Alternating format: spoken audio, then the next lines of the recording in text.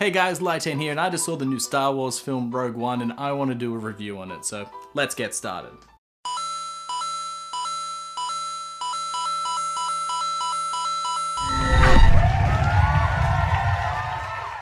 Star Wars Rogue One follows the story of Jyn Erso and her ragtag team of misfits as they go and try and steal the Death Star plans just before Episode 4 A New Hope begins. This is one of those films that no one really asked for, but we got anyway, and when I was watching this film, I was getting a little annoyed. All the characters are kind of unique in the Star Wars universe, but pretty bland in terms of just everyday filmmaking. While there aren't that many characters in the film, I felt really bad because I can't remember any one of their names except for Jyn Erso's. That's really bad because when I watched Star Wars Episode 7, I can name all the major characters and I only watched that film once. Why can't I do that in this one? It's because that most of the characters are just an archetype and they're so forgettable. Jyn is the rogue and the glue that helps everybody stay together. Then we have the captain, who is also a sniper. Then we have the heavy machine person. Then we have the spiritual person. Then we have a robot. Then we have a pilot. That is all they are. Now, while each character had an interesting story, none of them had any fleshed out backstories. Jyn has the most fleshed out backstory, seeing as how the movie is focused upon her,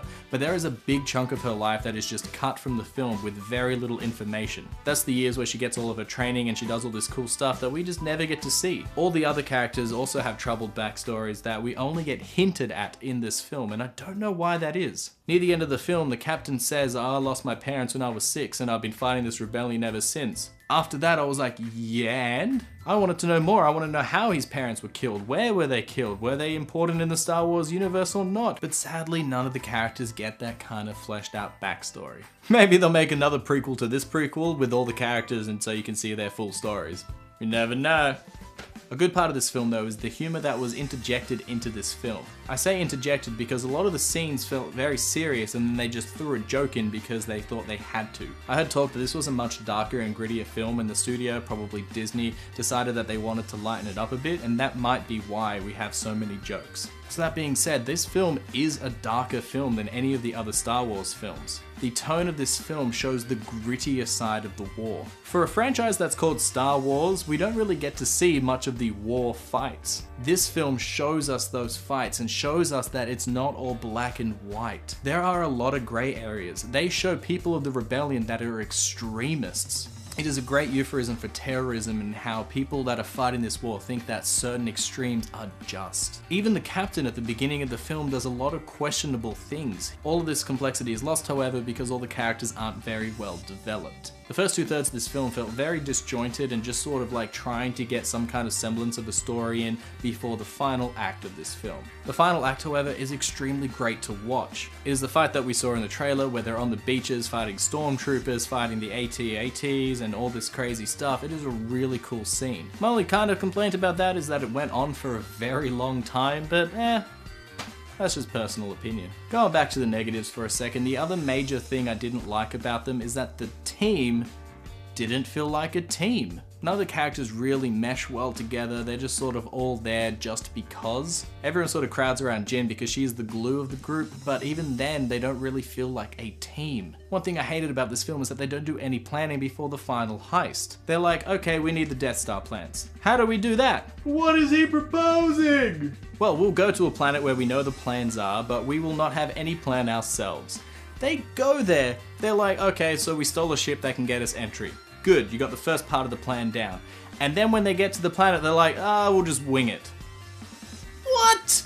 Why? Why would you have all this ragtag group? I thought it was going to be more like an Ocean's 11 thing where they actually figure out how they're going to get in, how they're going to steal it, how everyone will fit into the story.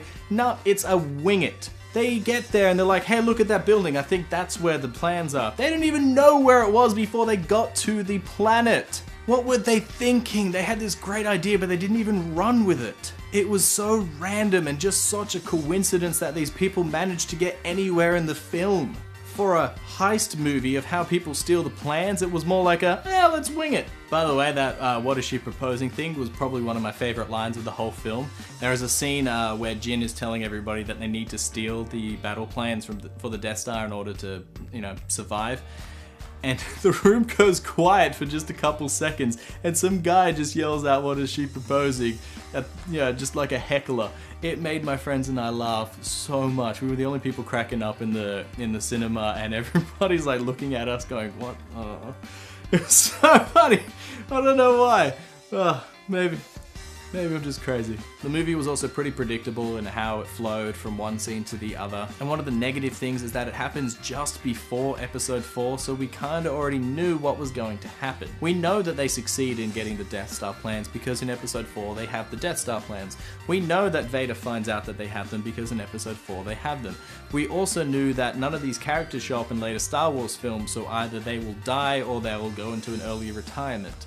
So there wasn't very many surprises in this film. So in the end, I give Star Wars Rogue One an 8 out of 10.